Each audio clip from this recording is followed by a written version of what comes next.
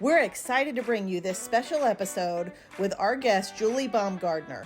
Julie's a certified family life educator and has served as the senior director of Winshape Marriage since January of 2021. She has nearly 40 years experience helping marriages and families thrive. Before joining Winshape, she spent 20 years as a president and CEO of First Thing First. And today, we get the privilege of having her share with us some insightful and practical ways that will help couples like you successfully navigate or even avoid altogether those financial disagreements this holiday season. So, if you've been worried about finances this holiday and some of those arguments that come with them, don't worry, Julie's here to help today. Julie, it is so great to have you here with us. Thank you. I'm excited. Yeah, thank you for taking the time to be with us, because we know, as Senior Director of Winshape Marriage, I doubt you have a lot of free time on your hands. Yeah. So we really do appreciate this. I know the topic we're talking about today, especially with the holidays coming up and finances, it affects all of us. Mm-hmm. It does. And so I'm really grateful. We're so grateful that you're going to be sharing that with us today. But first, let's do a little get to know you a little bit. Okay. So I am the Senior Director of Winshape Marriage, and I've been here for about 2 years. Prior to coming to Winshape, I was the president and CEO at a nonprofit that's based out of Chattanooga, Tennessee, called First Things First, which is dedicated to helping people have healthy relationships. So it's my passion in life. It is literally what energizes me. So we are busy, but having fun. Yeah. That is great. Fantastic. And I know you've been mentoring to couples for 40 years. Mm-hmm. And I think that's a long time. That is a long time. And we're in the field of counseling, and the burnout rate is 5 years. Mm-hmm. And so that is huge. And like, that's so great that you have done that for so long. And, you know, for us, being in this field and as marriage counselors, we have very different reasons, you know, that drew us into this ministry. For me, coming from a lot of dysfunction and things like that, it's more of a personal reason. I don't want other couples to go through what I had to go through as a child. Mm-hmm. Yeah. For him. Yeah. After we got saved a little later in life, late 20s, and seeing the marriages in the body suffer at the same rates or about the same rates as the world, that just didn't set right for me. That just God pushed that on my heart, that that's not how it's supposed to be. And so that ignited my passion to work with couples. Yeah. And so what is it, you know, for you to be in this 40 years, there's got to be a deeper, you know, reason to do that. So what drew you in to working with couples, and what's kept you here for those 40 years? So what's really interesting is I had a teacher in 9th grade, a psychology teacher. When I took that class, I went home and I told my parents, I'm majoring in psychology and I want to help families, because I had a brother 2 years older than me who was 95% hearing impaired and functioned at about a first grade level for most of his life. Wow. And I thought, I'm very passionate about helping families, especially young people. So I thought that's what I was going to be doing my whole life. Yeah. And then when I was 18 and I was headed off to my freshman year in college, my dad came home and said that he was leaving our family. And he wasn't just divorcing my mom. I mean, he truly left. And at that moment in time, things switched for me. And I was on a journey, and I decided I would spend the rest of my life helping people not have to experience the pain that I experienced as a child. And even after I became a counselor, I think one of the things that I saw is that couples would come in and they would clearly be in the ditch, very able. I mean, they had the ability to get out of the ditch, but they wanted me to fix them today. And everything will be better tomorrow, kind of like surgery. Fix your broken arm and then, That's how it works. And I just realized, gosh, you're not willing to put in the work. And on average, people wait about 7 years to ask for help. Yeah. So there's just so much water under the bridge that I felt like, man, if I could back things up, and I'm sure you've heard this before, but if I could back things up and get to people before they fall in the river. And instead of trying to throw a life preserver to them, actually teach them tools and give them information. Wow. I mean, that would be amazing. And that is where First Things First hooked me, because they said, hey, let's be prevention oriented, and let's make that our premise, is that we're going to teach people skills and give them information. So that is my why. And I love that. It drives me. I love that so That's much. fantastic. And that's very similar to me. And it's like, and that's so good of God to go, here's this pain and watch what I'm going to do with it, you know? And so to have there be purpose in our pain is incredible. And part of us here at Expedition Marriage, that's why we started online and why we have this podcast, because sitting in the office as counselors, it's one at a time. At a time. You only see so many people. Yes. And you've got to get ahead, and we've got to start equipping couples instead of just being 911. Yeah. So Let them know I when that check engine light starts flashing, we should actually pay attention to it and not wait till we're in the ditch. Right.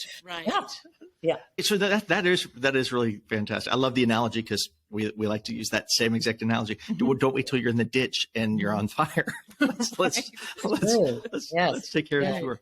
So could you? I mean, I know people are so prideful. It's like, especially Christians. Yes. We don't want anybody to know that we're not doing well. Except, and I mean, I think that's how the evil one works. Is like, oh, that's right. Don't tell them, because they're going to think less of you. But yet that your house is on fire, literally. Right. Right. And so many couples, especially in the church, all of a sudden they're divorced and nobody even knew they were struggling. I know. I mean, seriously, yes, I'm right there with you.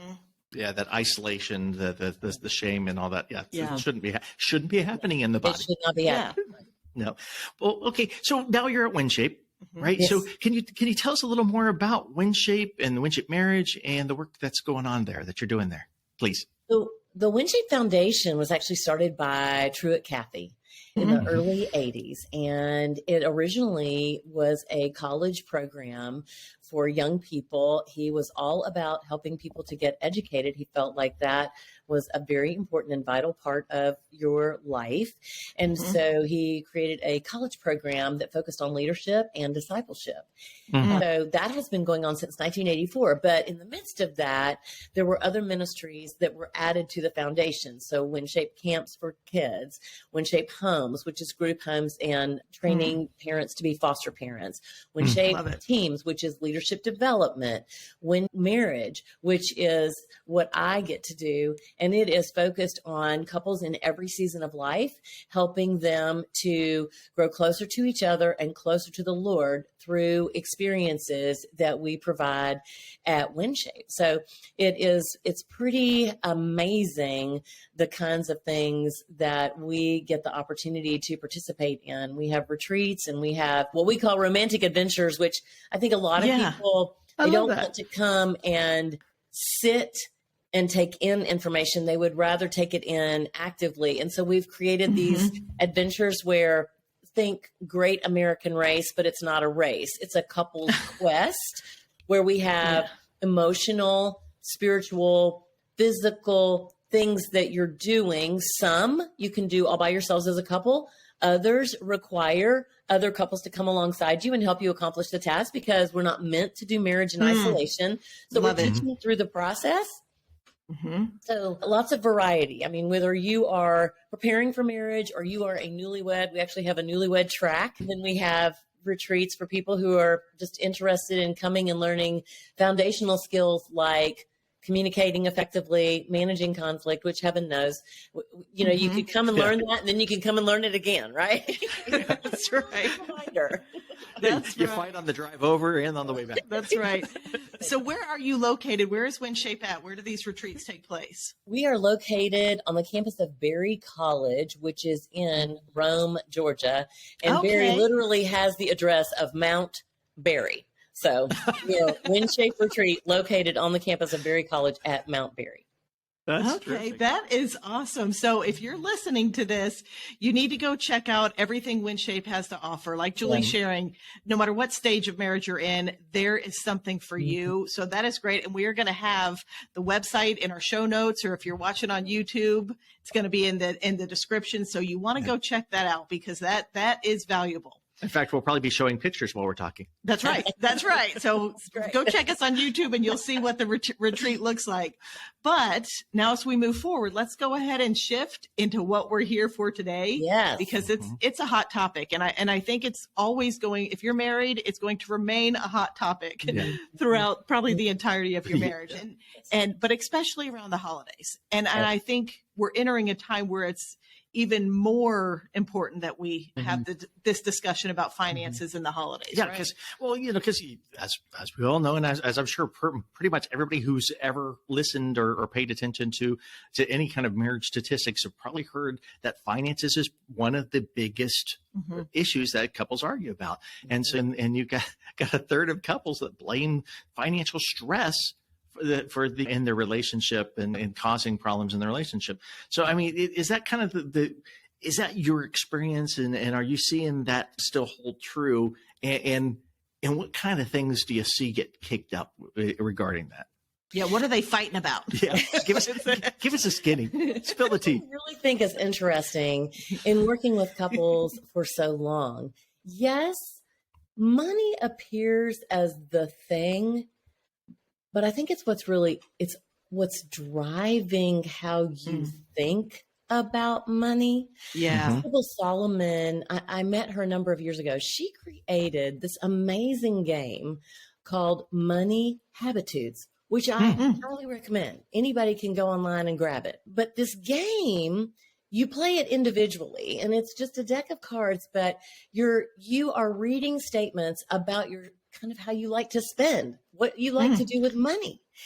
And after you have gone through the entire deck, it kind of shows you, oh, what you appreciate about money is you make money because you actually like to give it away to others. Or you like to earn money because safety is really important to you.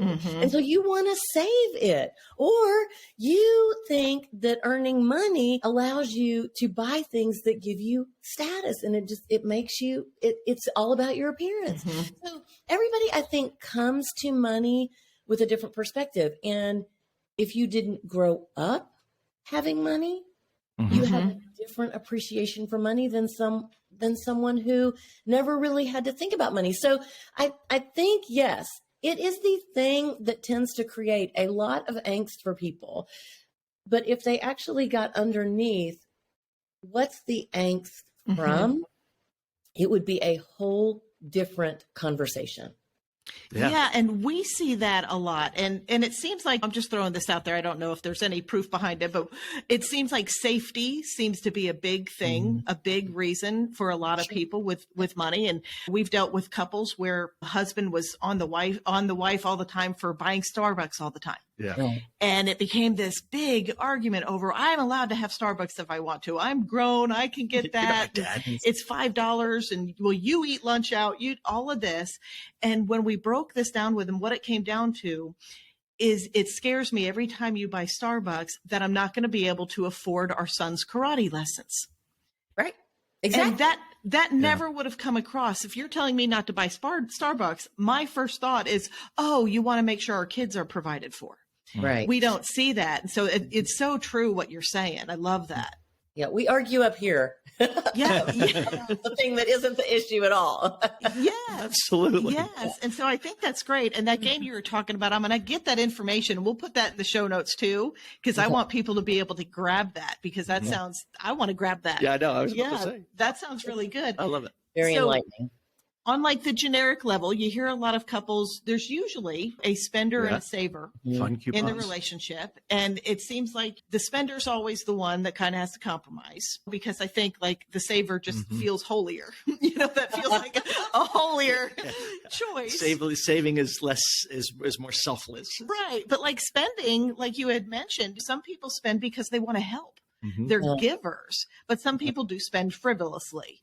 you know, but regardless, I think saving feels like, oh, that's the right one. So how do you get couples to compromise with that? How do they work that out? Well, and I think you have to have conversations. So in my own marriage, I would not tell you that I'm a spender. However, I would tell you, Jay, if he were here, he would totally tell you that he definitely, he security is a thing and that he likes to save money. But in our first year of marriage, so in my home growing up, my father paid the bills. I got married. Now I'm marrying somebody who likes to save. But what I realized in the first 6 months of our marriage is, oh my gosh, I'm writing all these checks. Back in the day, I'm writing all these checks. I'm the one paying the bills. He's going to think I'm being frivolous. And I mean, I was up in the air about it. Now, never mind. Jay did not think that. But I had this narrative going in my head about what was real. So I would say for one, and even as we're talking about moving into the holidays and the environment within which we are living in at this very moment, it is wise to sit down when you are not tired and irritable and completely stressed. Always important. It's a good time for both of you to sit down and have a conversation about, hey, where are we financially? And it isn't judgy. I'm not judging. The question is, where are we? Like just the facts, please. Yes. Yeah. Because I think that can help guide a reasonable conversation about, hey, this is where we currently are. Doesn't necessarily mean where we're going to be in a year from now.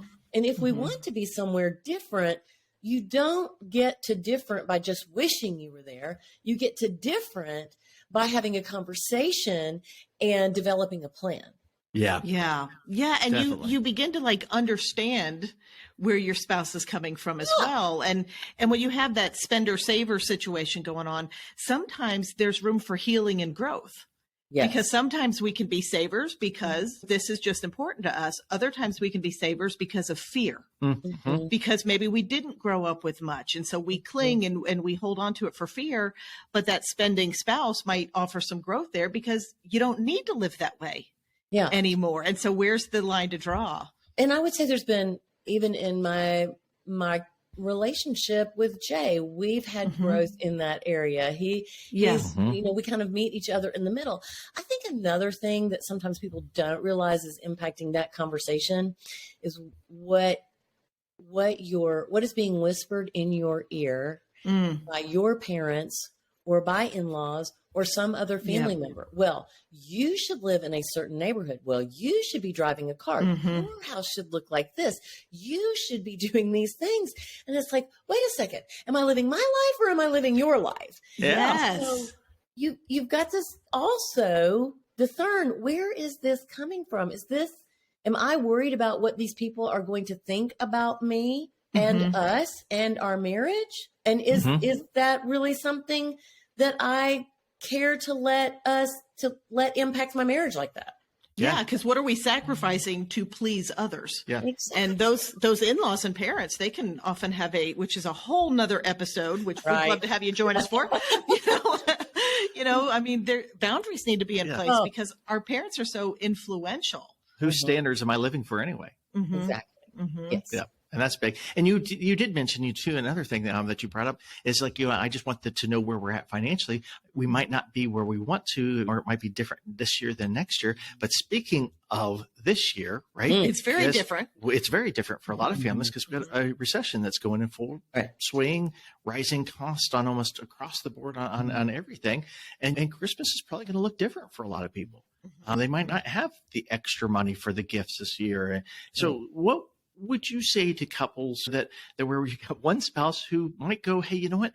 We can just go ahead and charge it to the credit swipe cards. Away. It's for this year, so that way we can have something under the tree, and the other spouse isn't so keen on that. Yeah. So I think you have to sit down and have a conversation. And for one, actually acknowledging, hey, this is where we are. And I even think grieving for some people. Yes. Christmas, yes, it's about the birth of Jesus. It's also, it's a big celebration. And it's like, go big or go home.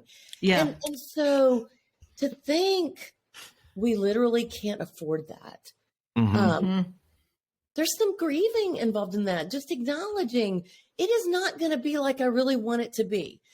Even saying those words can help us get to then, if it can't be how I wish it would be, then what can we do? What is possible? And so I have thought a lot about this because we've been here before. We've had hard times before. And you know, the thing I think about hard times is that we can complain and we can say, oh, this is not good. This is not good. Or we can sit down and we can have a conversation and we can get really creative. And it is often in these super difficult times where we are saying, hey, it's not like I want it to be, that something amazing comes that would have never come if we weren't kind of pushed to think differently. It's kind of like innovators. You know, you get pushed to the edge of something and it's like something big happens and you're like, oh, wow, that's amazing. Yeah. So don't underestimate the good that can come from this by sitting down and having a meeting. And if it's just the two of you as a couple, great. You sit down, you have a meeting, and you make some plans for what the holidays will look like for you this year. If you have children in the picture, I think you as the adults have to sit down and have the conversation first and make some decisions about what you have capacity for. But the other piece of this is, one, your attitude will determine how your kids roll. Yes. So if you go in with, we're super disappointed, this is not good, and agitated about it, they will 100% follow your lead. Yeah. If you go in with, hey, we have an opportunity this year to do some things differently, they might initially be like, they'll get with the program. So one is the attitude, and two is having a family meeting and asking the question, what do we want to do differently this year? How can we celebrate? How can we celebrate as a family? What can we do for fun? You could go and look at the lights together. Yeah. Make a decision that, hey, we're actually going to draw names this year. Everybody's going to get one present.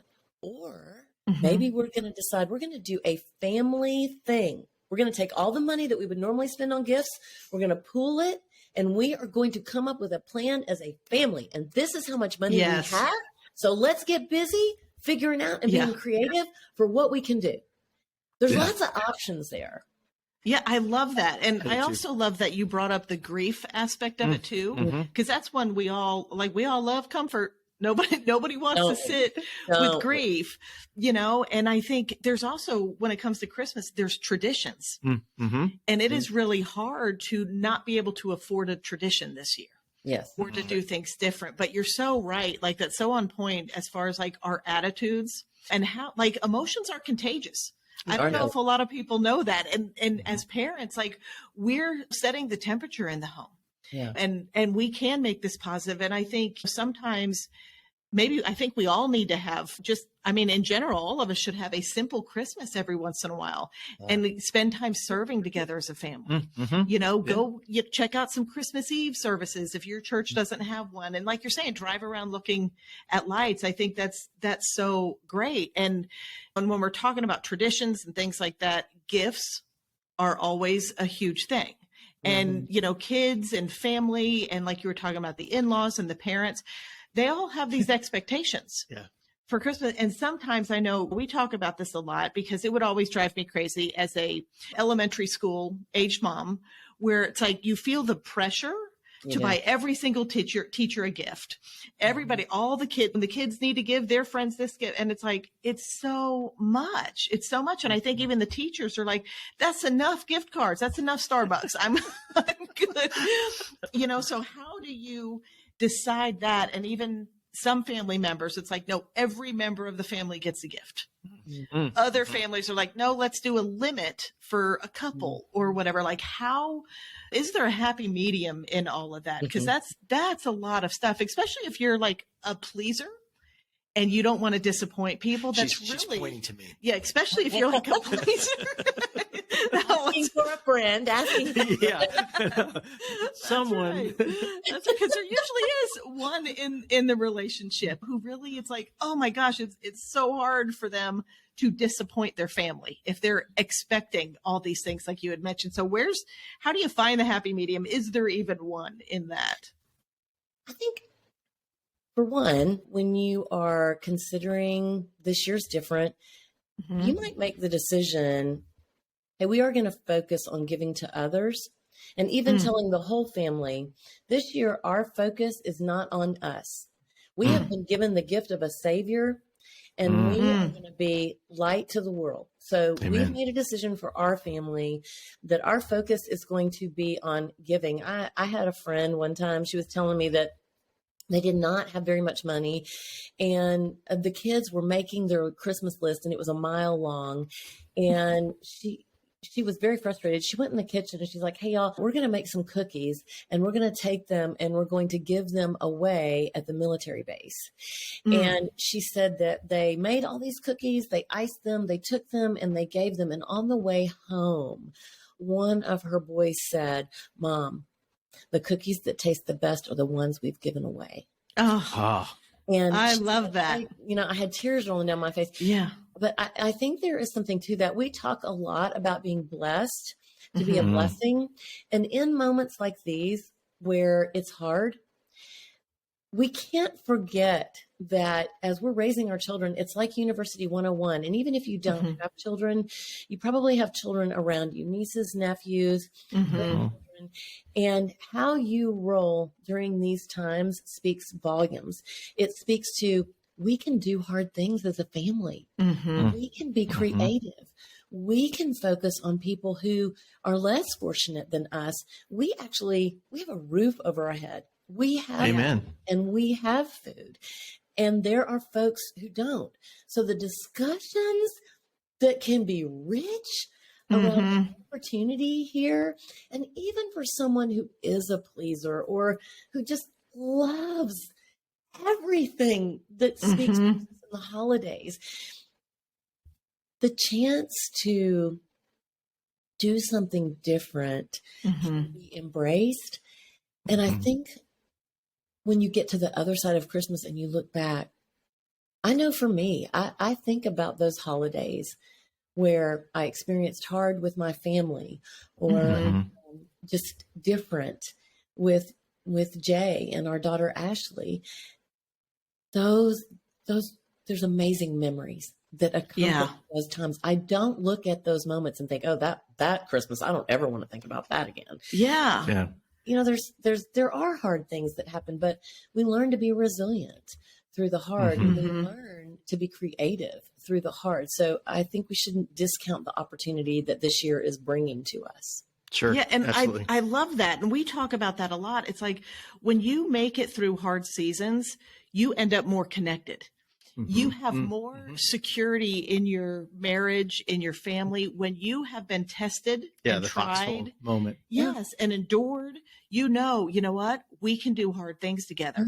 And it's the lack of knowing that you can survive the hard that keeps us self-medicating and chasing comfort and all of that. We're really, if we turn and go, you know what, this year's going to be hard. It's slim pickings around here. We're going to change our focus.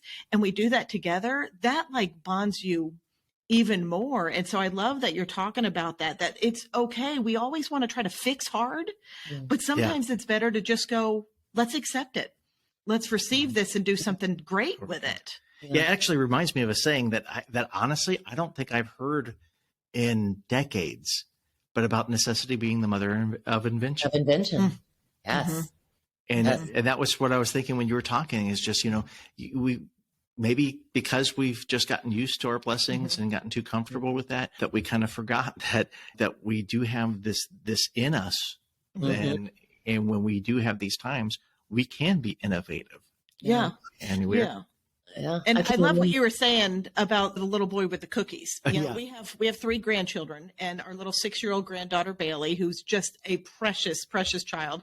But you get your Amazon catalogs and all that, and she's got like 5 pages taped together with all the cutouts and everything, which is, it's fun. She's well aware she's not going to get all those, but she's getting excited about particular gifts and talking with her, and without bursting her bubble, but just speaking that biblical truth where it's like, you know what God says, that it's better to give than to receive, and explaining to her what that means. And that's the situation with the cookies. He felt that that's a blessing. We're blessed more being on the giving end. And she took her little papers and she started circling things that she would give to her brother and to her nephew or her cousin and all of that. It was just, we can teach our children.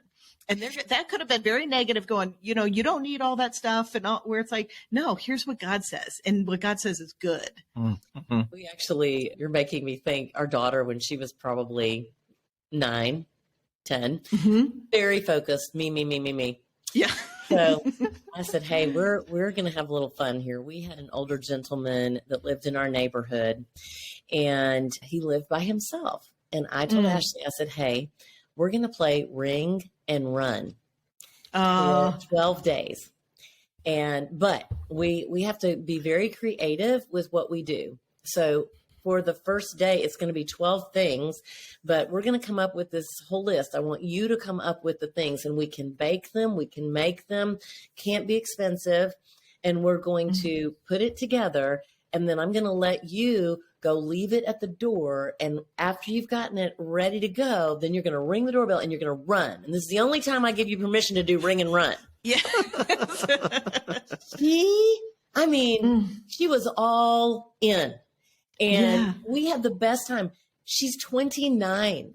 And if you asked her about memories from Christmas and the things that were special, she would tell you about that Christmas, because I love it. We totally took the focus off of me and put it on someone that we really cared a lot about, that was going to be by himself. And boy, it brought some really wonderful conversations around Christmas and giving and the birth of Jesus. And we have a family, and he's completely by himself. So that's fantastic. Yeah, I love that. And that makes me think of, here's an idea for families as well. It's a simple thing we did when all our kids were at home, is we would leave out sodas and snacks and little cards and things for our delivery people. Oh, yeah. Right. And you can buy these, you go to Sam's Club, pick up a thing of chips, and we had little Starbucks and different things like that. And we had the Ring doorbell. So that it just was a bonus to be able to see. And some of them would be so excited. Yeah. And it was like somebody's coming, and all the kids would be all excited to see and stuff, and just blessing other people. They're working hard. We're leaving them notes telling them thank you for doing this for us and all of that. And it's just, you can really come up with these great ideas. I love that. The doorbell ditching and leaving a gift. And it takes our thoughts off ourselves, because your daughter was 9 and made everything about her. Well, I'm 51, and I'd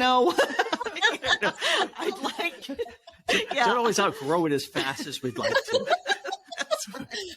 There's still time. Yeah. So we could say you're doing that for the 9-year-old, but I'm confident you guys were blessed by that as well. And so it just shifts your perspective. And I think we always need that, especially at Christmas, and especially as believers. Yes. Well, and speaking of some of the scriptures and talking about, with our kids and taking this as opportunities to it, the scriptures talk a lot about money. Right. We're supposed to be good stewards of our finances and the things that we're supposed to, and the importance of giving and being not generous. Letting it be your master. Yeah. And not letting the left hand know what the right hand's doing. And so be this generosity, this spirit, because it's not ours anyway. Right. So, but are there specific verses, passages that you usually like to give to best encourage couples that might be struggling with their disagreements on money? And when that comes up, they get them on the same page. Yeah, get on the same page, and so this kind of pulls them in. Yeah, well, and I definitely think the one just about not letting it be your master. You cannot worship two masters, and if it is all about the money for you, then it might be some time to actually sit and really think about, what is God calling us to here, and if you've been blessed with money. I mean, we're also parable of the talents. We're not called to hoard or to just keep it for ourselves, right? The storehouses, we're called to bless other people. And when you're having conversations around this, it isn't about someone wins or has the last word in the relationship. We've got to figure out, do you want to be right? Or do you want to be in a relationship? And for me, I want to be in relationship. I want to be relationship, vertically here with the Lord, and I want to be in relationship with Jay. And so being able to have conversation around, what does money mean for us? What do we want to do with money? As in, we're going to manage our money well and not allow it to control us. It can drive you crazy, right? Yeah. What's enough? It could never be enough. You could always feel like there's scarcity. But man, I interviewed a man one time, and he said, I've been dirt poor, I've been filthy rich, and back to dirt poor. And honestly, I'd rather be dirt poor any day of the week, because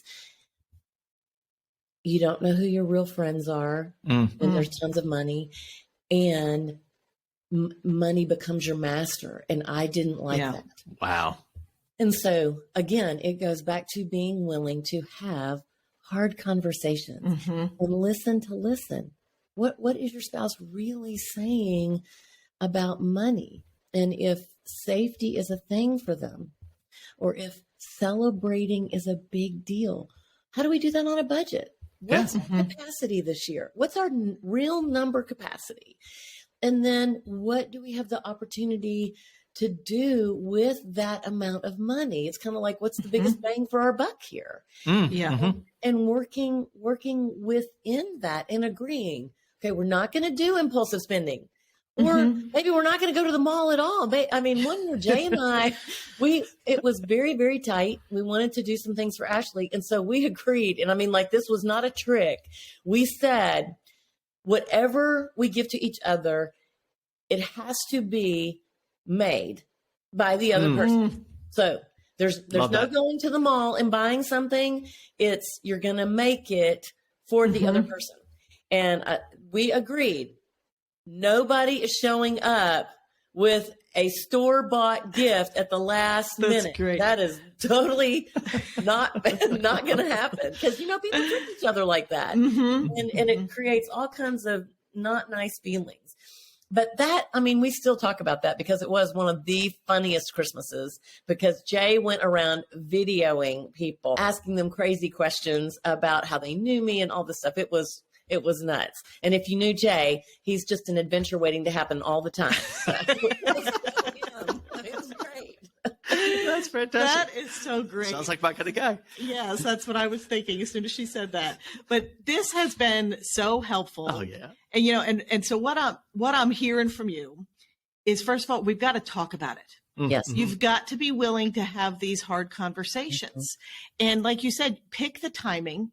Don't try to have this conversation while you're in the middle of fighting about this conversation about money. Pick the time, be realistic, and allow the grief to come in, identify what's really underneath that, and then get creative. Yes. We've got to control our focus and our perspective, especially as believers. Yes. And as parents, because we're leading little people. Right. And so have those conversations, talk about the real stuff, and don't be afraid of them, and know that God can do great things with our little. Yes. And that is really the purpose there. And so I love everything that you have shared, and thank you so much. Oh yes. And you've made it clear, like, this is not a hopeless situation. No, differing with finances. Yes. Yeah. So there is hope. And I love that. We both appreciate you being 40 years in this ministry. Thank you for all that you've been doing. It is needed. We're all needed in this. So thank you so much for everything you're doing for marriages, for taking time out of your day to invest in our audience and help them. I know this is going to be a great episode, and there's so much value here. And for you listeners, don't forget to check out Winshape Ministries, because you are going to want to go on one of those retreats. And if you can't afford it now, that's okay. It's worth saving up for. Your marriage is always going to be worth investing in. And so thank you again, Julie. And we were so grateful to have you here with us today. I'm honored. Thank you so much.